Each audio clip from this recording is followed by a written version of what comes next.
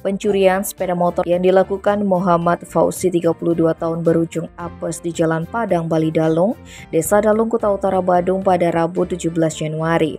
Maling itu mengalami kecelakaan saat mencoba kabur hingga berujung diringkus oleh warga. Maling motor ini tergolong nekat lantaran melancarkan aksinya di pagi hari sekitar pukul 10:15 WITA. Kasih Humas Polres Badung itu Ketut Sudana menerangkan pelaku berusaha melarikan sepeda motor Honda Scoopy warna abu-abu milik korban Komang Didi Aditya Putra 26 tahun. Peristiwa itu bermula ketika korban beristirahat di dalam kamarnya sekitar pukul 10:15 WITA.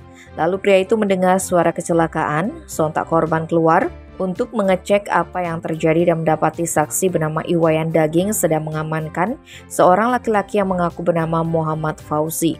Dede pun terkejut setelah mengetahui orang tersebut ternyata telah mengambil sepeda motor miliknya yang diparkir di garasi rumah. Sehingga hal ini langsung dilaporkan ke Polsek Kuta Utara untuk penanganan lebih lanjut.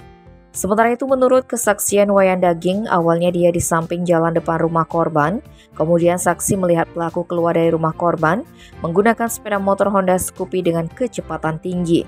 Lalu pelaku menabrak pengendara sepeda motor dari arah selatan, sehingga saksi berusaha membantu membangunkan pengendara yang ditabrak pelaku.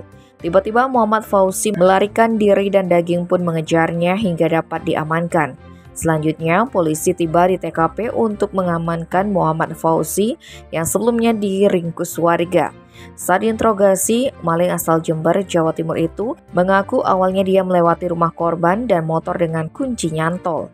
Sehingga dia langsung melancarkan aksinya, tetapi malah mengalami kecelakaan dan berujung ditangkap. Kini Polsek Kuta Utara sedang mendalami lebih lanjut kasus tersebut dan menetapkan Muhammad Fauzi sebagai tersangka. Dia disangkakan pasal 362 KUHP tentang pencurian dengan pidana penjara paling lama 5 tahun. Tim Bali Express melaporkan.